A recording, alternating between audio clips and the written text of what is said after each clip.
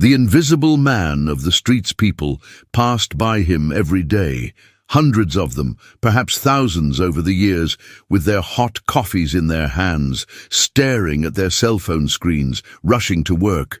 He was there, sitting on the same corner of Madison Street in Seattle, wrapped in threadbare blankets that had lost their color.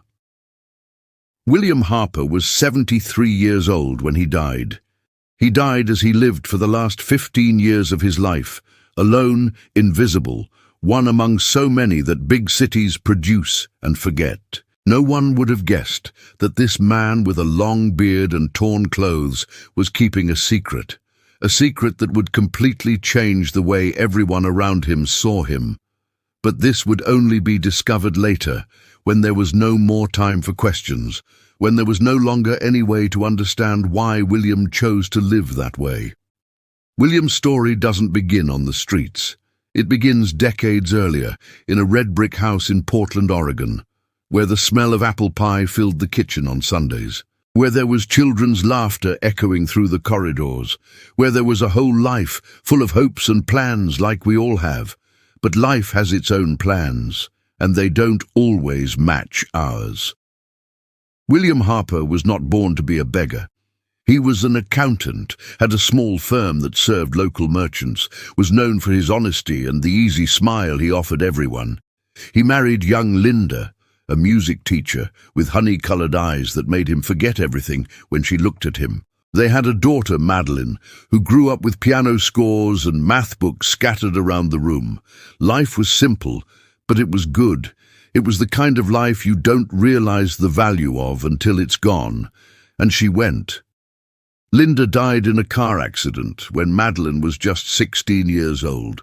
It was a rainy Tuesday in November, one of those days when the sky seems to carry the weight of the world.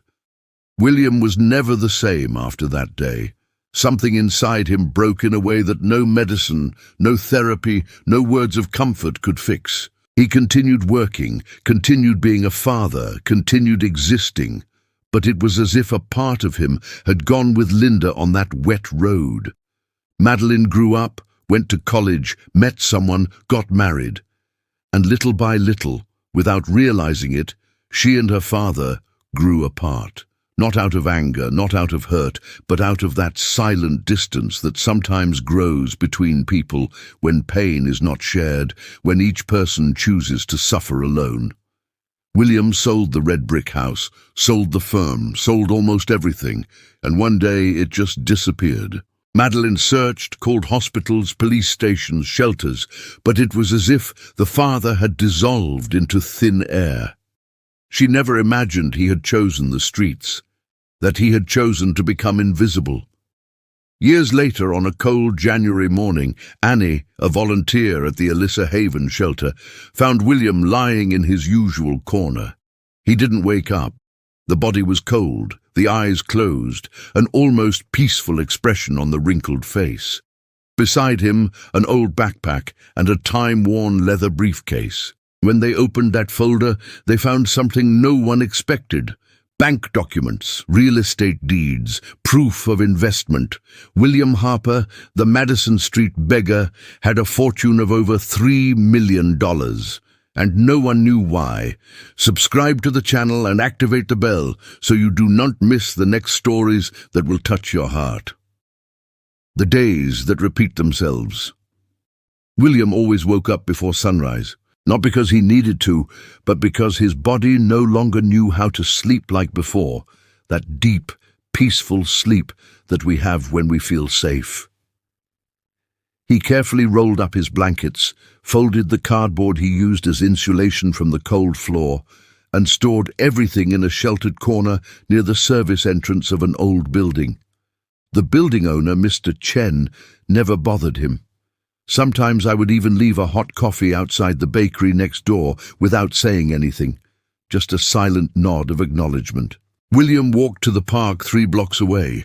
There was a public drinking fountain where he washed his face and hands, trying to maintain some dignity, even when everything around him said he had none. He watched people, Mothers pushing strollers, joggers with headphones on, men in suits talking loudly on the phone about business that seemed urgent but probably wasn't. He knew that life. I had been one of those men, in a hurry, worried about deadlines and bills and the opinions of others. Now he saw everything from the outside, like someone watching a film he was no longer a part of. On Tuesdays and Thursdays, William went to the Alyssa Haven shelter. It was a simple place, run by volunteers who distributed soup, bread and coffee to anyone who needed it. Annie had worked there for 5 years. She was 34, with brown hair always pulled back in a messy bun, and a smile that seemed genuine even on difficult days. She noticed William from the first time he appeared. There was something different about him. He was polite, always grateful, ate slowly as if savoring every bite, and his eyes held a sadness that went beyond hunger or cold. It was an old, deep-rooted sadness, the kind that lives in your chest and doesn't come out with hot food or new blankets. Annie tried to talk to him sometimes. He asked how he was, if he needed anything, if he wanted to talk. William always responded kindly, but never opened up too much. She said she was fine, that she was grateful for the food, that she was very kind, and then he would get up and leave, back to his corner, back to his silence. One day Annie asked his name. William hesitated for a moment, as if deciding whether he still had a right to a name, whether he was still someone worthy of being called something. Then he answered softly, "William, just William, no surname, no history, no past." Annie smiled and said it was a pretty name. He almost smiled back, but held back, as if smiling would betray something he had promised himself. Weeks turned into months, months turned into years. William was still there, on the same corner, living each day as if it were the same as the one before and the next. He had a routine, a rhythm of his own that gave meaning to the empty days. Sometimes I would pick up cans to recycle, save up some change, but I never seemed to need much money. Other homeless people commented on this among themselves. Old William was strange. He never begged insistently, never fought for food or space, never participated in the arguments or fights that sometimes occurred in the streets. It was as if he was there, but he wasn't really there, as if your mind was in another place, another time, another life. At night, before going to sleep, William would take an old, crumpled photo out of his backpack. It was Linda, smiling in that way of hers, with Madeline still a baby in her arms. He looked at that picture every day. He touched her face with his dirty, trembling finger, as if he could feel the soft skin again, the warmth of that embrace that no longer existed. He whispered things that no one heard. He apologized, said he missed her, said he didn't know how to go back, because too much time had passed, and he had gone too far, and now there was no way back. He had chosen that, not because I want to, but because I can't be anything else. The pain of losing Linda had been so great that he couldn't continue pretending he was okay. He couldn't continue being William the accountant, William the father, William who had responsibilities and commitments. So he dropped everything and went to where pain could exist without masks, without judgment, without expectations. He took to the streets where no one expected anything from him, where he could just exist, breathe, survive. But there was a secret he carried in the worn leather briefcase that never left his side, a folder that contained more than just old papers. It contained a truth he couldn't share with anyone, not even himself. Annie sometimes looked at that folder and wondered what was in it. It seemed important, the way William held her, the way he kept her clean even though everything around her was dirty. But she never asked, because on the streets, everyone has their secrets, and respecting these secrets is one of the few forms of dignity left, the little connections. Life on the streets has a rhythm that those who have never lived there cannot understand. It's not just about surviving the cold or hunger. It's about waking up every day knowing that you're invisible, that people look away when they pass you by, that your existence bothers them more than it matters. But William had learned to find beauty in the small moments. Of the bird that landed near him every morning waiting for breadcrumbs, in the sun that warmed your face on spring afternoons, in the shy smile of a child who had not yet learned to ignore people like him. Annie continued to be a constant presence in his routine. She always saved him an extra helping of soup, always asked if he was okay, always treated him like he was someone still worth seeing. One day in early autumn she brought a thick coat. It was used, but it was clean and in good condition. He said he had some left over from a donation and thought of him. William held the coat in his hands as if it were something precious. He thanked her softly, his voice breaking, and Annie noticed that there were tears in the corners of his eyes. She touched his shoulder gently. "You are not alone, William." He looked at her with those tired eyes full of untold stories. And for the first time in years, he almost believed those words. But his loneliness was different. It wasn't about being physically alone. It was about carrying a weight that no one else could share. It was about having made choices that took him away from everything and everyone, and now not knowing how to get back. Madeline still existed somewhere. He knew it. Sometimes I would see news in the newspaper that someone left on a park bench, via announcements of graduations, weddings, community events, and he wondered if she was okay, if she had children, if she still thought about him, if he still felt angry, or if he had already given up, if he had already accepted that his father had disappeared and was not coming back. William kept newspaper clippings. Anything that mentioned Portland, any news about the community where Madeline had grown up. It was his way of maintaining some connection, even if distant, even if imaginary. There were other homeless people that William knew by sight. Tommy, a war veteran who drank too much and screamed at ghosts that only he could see. Rosa, a middle-aged woman who had once been a nurse, but lost everything after becoming addicted to prescription drugs. And Marcus, a young man of just 23 years old who ran away from home after his family rejected him for who he was.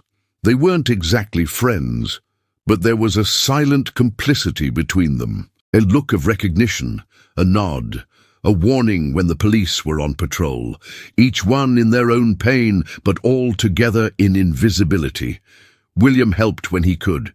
He shared food, lent blankets on very cold nights, offered his sheltered corner when someone was sick.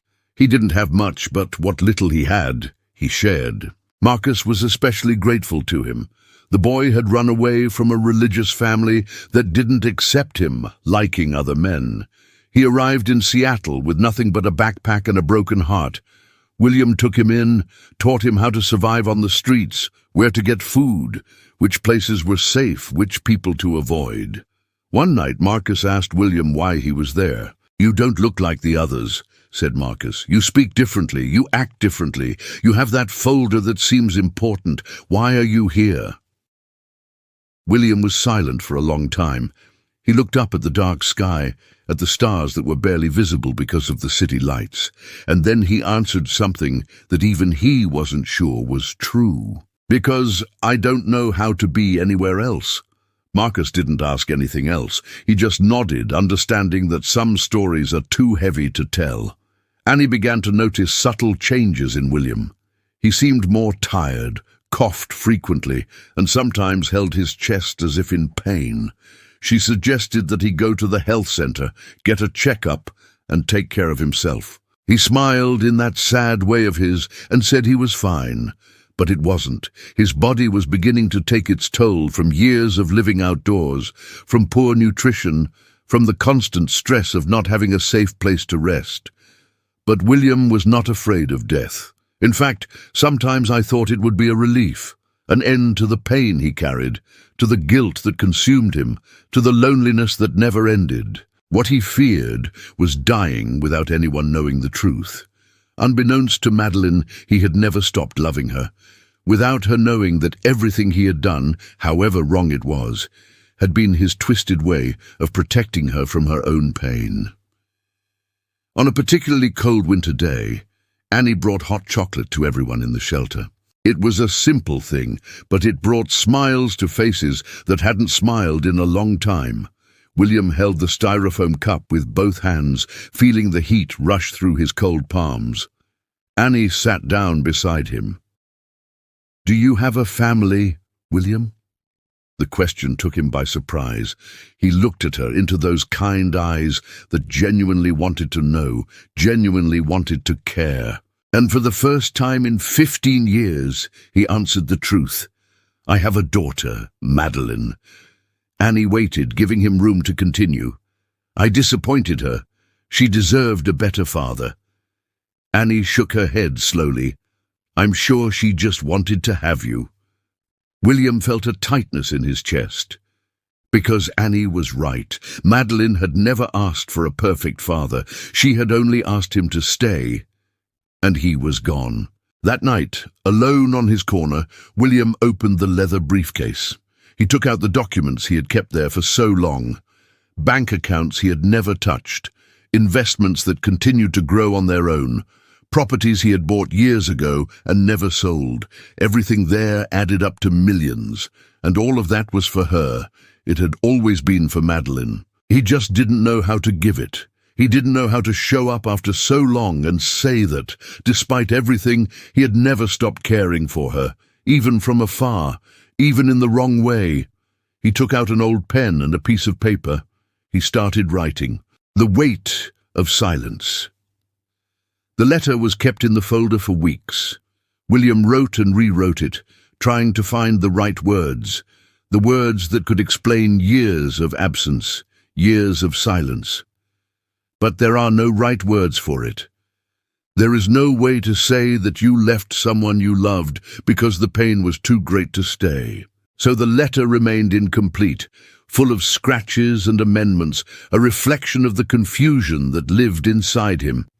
Annie began to notice that something was different. William seemed more distant, more lost in thought. Sometimes she would catch him staring into space, his eyes red, as if he had been crying but didn't want anyone to know. She worried. One day in March, when the rain was falling heavily and the shelter was more crowded than usual, she sat down beside him with determination. "William, I know it's none of my business, but I'm worried about you." He looked at her, surprised by her frankness. If you have family, if you have someone who cares, maybe it's time to try to reconnect. Life is too short to live with regrets. Annie's words echoed in his head for days. She was right, he knew it, but fear was greater than reason. The fear of knocking on Madeleine's door and seeing rejection in her eyes. The fear that she had moved on, and he was just a bad memory she'd rather forget. The fear that it was too late. William started doing something he hadn't done in years. He began to search for information about Madeleine. I would go to the public library, where the computers were free for everyone to use. He cleaned himself up as best he could, tried to be inconspicuous, and spent hours searching for her name on social media, in online phone books, anywhere he could find a trace. Madeleine Harper. The name appeared in some places. There was a Madeleine Harper who was a dentist in Spokane, another who taught yoga in Tacoma, but none of them were his Madeleine. Until one day, he found it. Madeleine Harper married Daniel Foster. I lived in Olympia, just over an hour from Seattle. She worked as a social worker at a community center. William's heart beat faster. It was her. It had to be her. The profession made sense. Madeleine had always been sensitive to the pain of others. She always wanted to help. There was a picture. He clicked with trembling hands. And there she was. Your girl. She was no longer a girl, of course. She was a 38-year-old woman with shoulder-length brown hair, eyes that resembled Linda's, and a gentle smile that held a hint of sadness at the corners. William touched the computer screen as if he could touch her face. The tears flowed uncontrollably. She was beautiful. She had grown up, built a life, become someone, and he had lost all of that. He copied the address of the community center where she worked. She kept it on a piece of paper inside the folder, along with the unfinished letter, along with all the documents that would one day be hers. But I still couldn't go. I still couldn't take that step. Marcus noticed the change in William. "You look different, old man," he said one night. "It looks like you're thinking of something big." William nodded. "I'm thinking about leaving." Marcus was startled. "Away to where?" "Home," William replied, "or at least try." Marcus smiled, a genuine smile of someone who understands what courage means. "You should go," he said, "before it's too late." But the days passed, and William remained there. I was still on the same corner, living the same routine, trapped between the desire to return and the fear of not being accepted. His health continued to deteriorate. The cough was stronger, sometimes accompanied by blood. Chest pains were more frequent. Annie insisted that he seek medical help, but he always found an excuse. Until one cold January morning, William woke up feeling that something was wrong. Very wrong. His body felt heavy, his breathing labored, his chest tight as if someone was sitting on him. He tried to get up but couldn't. He fell back to the ground, clutching his chest, struggling to breathe. Marcus found him like this, pale and in a cold sweat. He ran for help, shouted to people passing by, begged for someone to call an ambulance. But on the streets, things take time. People hesitate. They don't want to get involved. They are afraid. William knew he didn't have much time. He called Marcus over with a weak gesture. The boy knelt beside him, holding his hand. "The folder," William whispered. "The folder has everything. It has her address. It has the documents. It has the letter. If I can't, you give it to her." Marcus was crying. "You'll get it, old man. You'll be fine." But William knew better. He felt as the world began to darken at the edges. He felt the weight finally lift from his chest, not because the pain was gone, but because it was leaving. The last thing he saw was Marcus's face, full of tears. And the last thing he thought about was Madeline. In her smile when she was a child, in the way she ran to hug him when he came home from work, in the life they had before everything fell apart, and he wished, with all his remaining strength, that she could forgive him. The ambulance arrived 20 minutes later, but it was too late. William Harper was gone, alone on a cold corner of Seattle, invisible until the last moment, carrying secrets that no one but him knew. Annie arrived at the shelter that day and was surprised by his absence. He asked Marcus, who was sitting in a corner, hugging his leather briefcase, crying silently. "He's gone," Marcus said. "William is gone." Annie felt her legs go weak. He sat down next to the boy and cried too. He cried for William, for all the Williams in the world who die alone and forgotten. He cried at the injustice of a life that ended like this, without goodbyes, without answers. Marcus opened the folder with trembling hands, and what he saw inside left him speechless. Annie looked over his shoulder and was shocked too. There were papers, lots of papers, bank statements with amounts totaling over $3 million, property deeds in Portland and Seattle, investment certificates, and a letter, crumpled and rewritten several times, addressed to Madeline. "Who's Madeline?" Annie asked softly.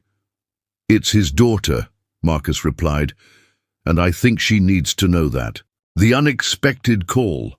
Madeline was in the middle of a meeting when the phone rang. She looked at the screen and saw an unfamiliar number from Seattle. Normally she would ignore it, but something inside her told her to answer it. "Excuse me," she said to her colleagues, and left the room. "Hello?" On the other end, a female voice, hesitant and gentle. "Madeline Harper Foster?" "Yes, it's me. My name is Annie. I work at a shelter in Seattle. I'm calling because, well, that's hard to say." Madeline felt her heart race. Something was wrong. A man named William Harper passed away here 3 days ago. We found documents with his name on them, and we believe he may be your father." Madeline's world stopped. She stood there in the hallway, phone pressed to her ear, unable to process what she had just heard. "My father?" "Yes," Annie continued softly. "He had been living on the streets for many years, but he kept a folder with information about you and a letter.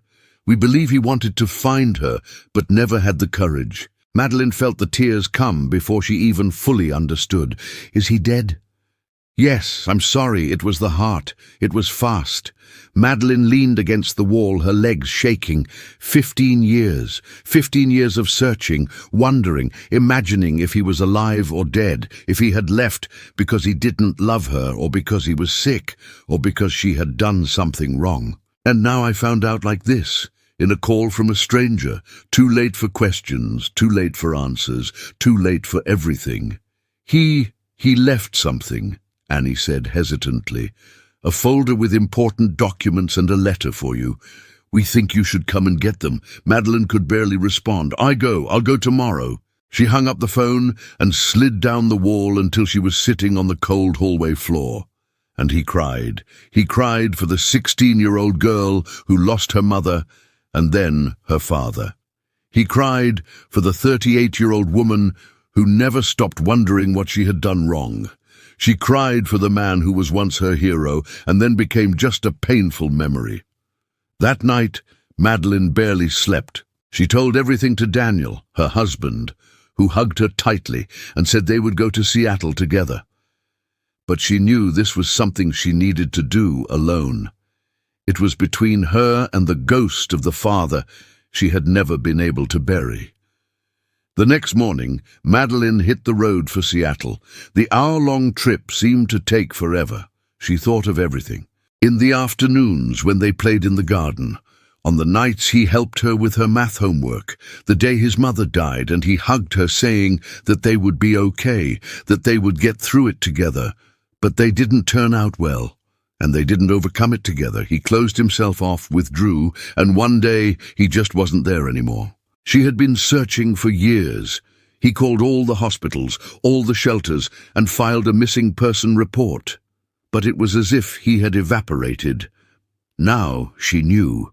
He was only an hour away this whole time, living on the streets, invisible, carrying secrets she never imagined. Madeline arrived at the Alyssa Haven shelter mid-morning. It was a simple building, with peeling walls, but a well-kept garden in front. There were people sitting on the front steps, some talking, others just staring into space. She came in and asked for Annie. A woman with brown hair tied in a bun approached. "Madeline, try." The two women looked at each other for a moment. Annie saw pain and confusion in Madeline's eyes. Madeline saw compassion and sadness in Annie's eyes. "I'm sorry for your loss," Annie said gently. "Your father was a good man. Quiet, reserved, but good." Madeline could barely speak. Did he talk about me?" Annie waved. "In the end, yes. He said he had a daughter, that your name was Madeline, that he had disappointed you." Madeline covered her face with her hands. Annie led her to a small room at the back of the shelter. On the table was the leather briefcase, worn, stained, but still intact. "Here's everything he had," Annie said softly. "Marcus, a guy he helped a lot, saved this for you. He made sure it got into his hands." Madeline looked at the folder as if it were a bomb about to explode. "I was afraid of what I would find inside, fear of the answers you've been searching for so long." Annie touched his shoulder gently. "I'll leave you alone. If you need me, I'll be outside." Madeline was left alone in the room, just her and that folder. She took a deep breath, wiped away her tears, and opened it. The first thing he saw was the photo. The same photo William looked at every night before going to sleep. Linda holding baby Madeline, smiling at the camera, full of life and hope. Madeline took the photo with trembling hands. She vaguely remembered that day, the dress her mother was wearing, the warmth of the sun that afternoon. Underneath the photo, papers, Many rolls, bank statements. Madeline read the numbers once, twice, 3 times in disbelief. $3.5 million. In accounts that had never been touched since he disappeared. Property deeds. The house where she grew up, which he said he had sold, was still in his name. An apartment in Seattle. 2 commercial properties in Portland. Everything preserved, everything stored, everything increasing in value over the years. And at the bottom of the folder, a letter. Several versions of it actually all started and not finished. But one of them had been completed with shaky handwriting and stains that looked like dried tears. Madeline took the letter and began to read. Words that were unsaid. The letter began with simple words, but each one weighed like lead. My dear Madeline, if you're reading this, it means I didn't have the courage to deliver it in person. It means I was a coward until the end. Madeline felt tears stream down her face. The handwriting was her father's, she recognized it, but it was shaky, tired, full of pauses, as if he had stopped several times to gather strength. I know I have no right to ask for your forgiveness. I know I disappeared from your life when you needed me most. When your mother died, a part of me died too. I couldn't continue being a father, being a man, being anything. The pain was too great, and I didn't know how to carry it and you at the same time. So I chose to carry only the pain. It was selfish, I know. You deserved to have a present, strong father who could help you overcome your loss. Instead, you had a broken man who ran away. Madeline sobbed. She always knew deep down that he left because he was hurting. But knowing and understanding are different things. And reading those words, written in his hand, made it all real in a way that hurt more than she could have imagined. I didn't sell the house, Madeline. I didn't sell anything.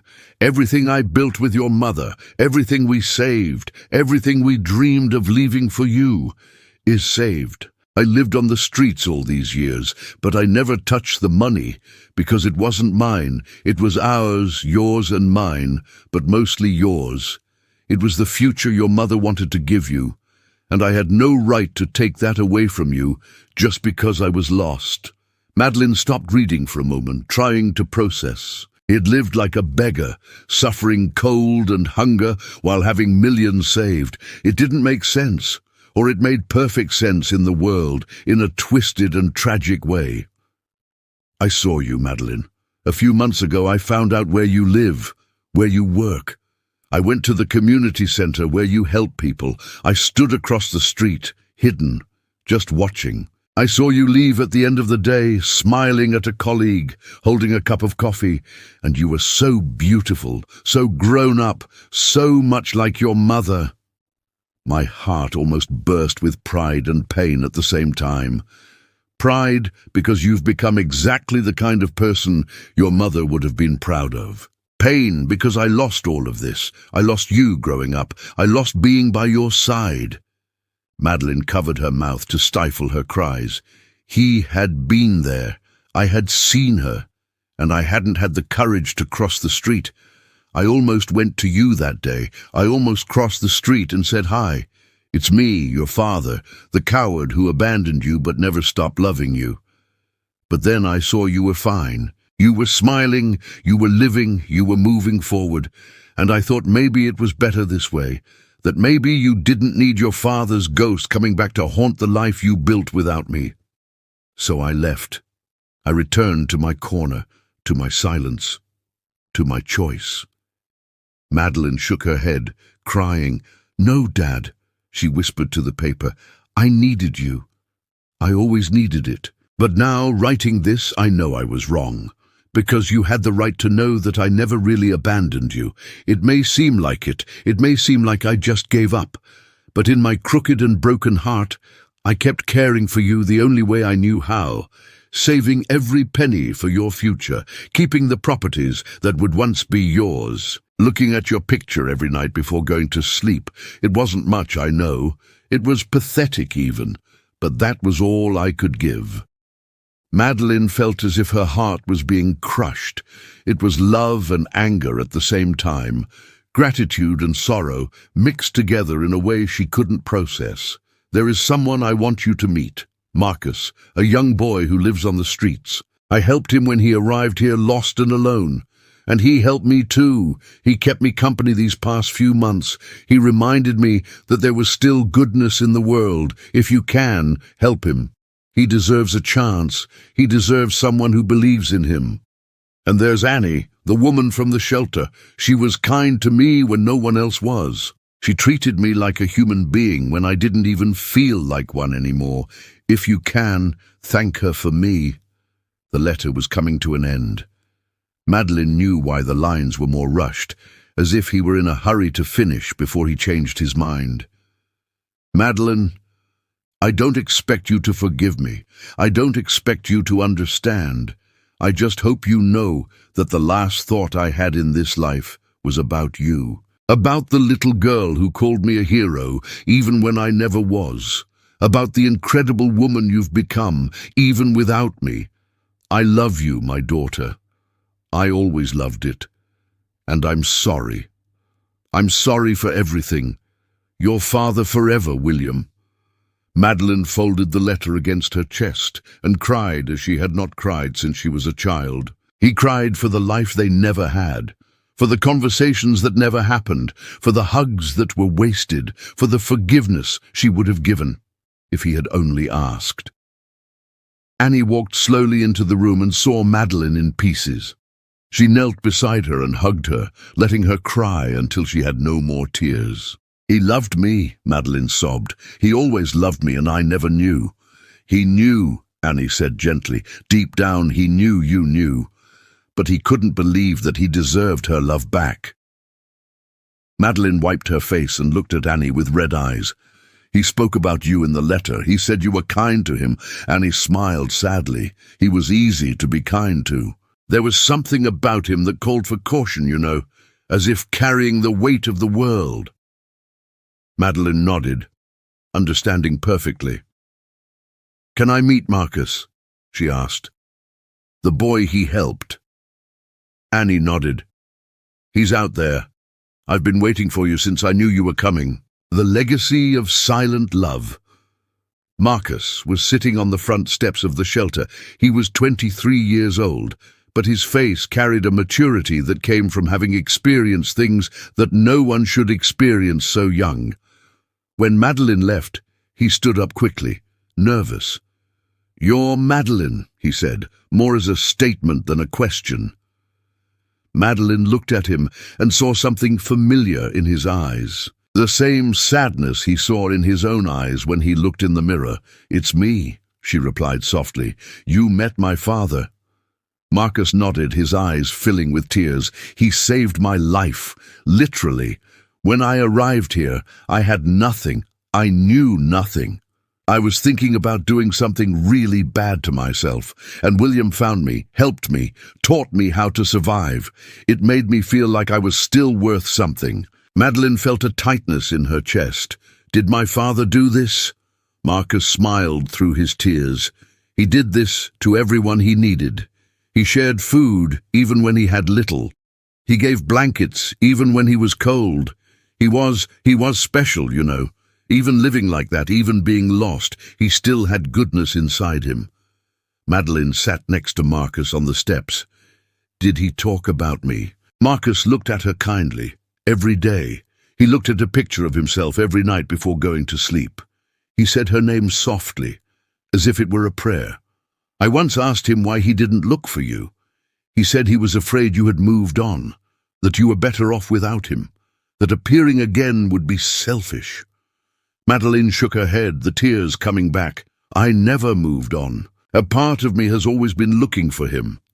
Marcus gently touched her shoulder. He knew it deep down. "That's why he saved everything for you. That's why he wrote that letter. He just couldn't muster the courage to deliver it in person."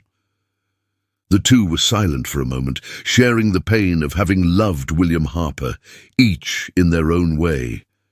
In the letter, Madeline finally said, "He asked me to help you, said you deserve a chance." Marcus looked at her in surprise. "Did he write this?" Madeline waved. "And I want to honor that request. Do you have somewhere to stay? Something you want to do? Marcus hesitated. No one had ever asked him that question before. I always wanted to go back to school. I dropped out of high school when I ran away from home, but I've always enjoyed learning. Madeleine smiled through her tears. So let's make it happen. My father believed in you, and that is enough for me. Marcus couldn't hold back his tears. He hugged Madeleine, and she hugged him back. Two strangers connected by the love of a man who was no longer there, but who still cared for them somehow. Annie joined them on the steps. Your father left something more than money, Madeleine, she said softly. He left memories in every person he touched here. He left proof that even in the worst circumstances, kindness still exists. Madeleine looked around the shelter, at the people sitting there, each with their own story of pain and loss. And he understood. Her father hadn't just been the man who abandoned her. He had also been the man who helped Marcus when he needed it most. The man who reminded Annie why she did this job. The man who shared blankets and food, even though he had almost nothing. He was all of these things at the same time, imperfect, broken, but still capable of love. Madeleine spent the next few days organizing everything. He spoke to lawyers about the assets his father had left behind. She discovered that there was even a will kept in a safe, leaving everything to her, written years ago, shortly after he disappeared. As if he knew it would end like this, one day. She used some of the money to ensure that Marcus had an apartment, could go back to school, and had a real chance to rebuild his life. He donated a generous amount to the Alyssa Haven shelter in his father's name. He paid off the mortgage on the house where he grew up and decided to keep it, not to live in, but to preserve the memories that still lived within those walls. And she discovered something that surprised her. His father had made anonymous donations to charities all those years, small amounts, but constant, for shelters, for social assistance projects, for organizations that helped homeless people. He may have lived as a beggar, but he never stopped trying to help others who lived like him. It was his silent way of making a difference. Madeleine finally understood. Her father had not given up on life out of weakness. He had carried his pain the only way he could, away from everyone, so as not to hurt them too. He had been selfish and selfless at the same time. He had lost himself but never stopped loving. And he had kept everything, every penny, every property, every document, as proof that even in the deepest darkness he had never forgotten her. One spring afternoon, Madeleine returned to the corner where her father had lived his final years. He left flowers there and a photo of him smiling from when he was still young and life still made sense, and whispered the words he never heard but always needed to hear. I forgive you, Father, and I love you too. The wind carried the words away, but Madeleine felt that somehow, wherever he was, William had heard. And finally, I was at peace. The love that remains. 6 months later, Madeleine was at the community center where she worked, but now there was something new. A social reintegration program for homeless people, funded by the William Harper Foundation, created in memory of the father, to honor the man he was and the legacy he left. Marcus was there too, no longer as someone who needed help, but as a volunteer. He had gone back to school, he had an apartment, he was rebuilding his life brick by brick, and it's all thanks to a man he met on a cold Seattle street corner. Annie visited often, bringing other people from the shelter, connecting those in need with those who could help. Madeleine looked around and smiled. His father never came home, but in a way, he never left. He lived in every person they helped, in every life they transformed, in every second chance they gave. His love had been silent, imperfect, full of flaws, but it had been real, and that was enough. Madeleine touched the necklace around her neck with her father's wedding ring hanging on a chain. "Thank you, Dad," she whispered, "for everything. And you who are watching, have you ever experienced something similar? Have you ever needed to forgive someone who hurt you unintentionally? Have you discovered that love can exist even in the most unlikely places? Leave your story in the comments. Let's create a chain of empathy and understanding together. Thank you for watching until the end. Subscribe to the channel and share this video with your friends. Together, we can make a difference in someone's life. Until the next story.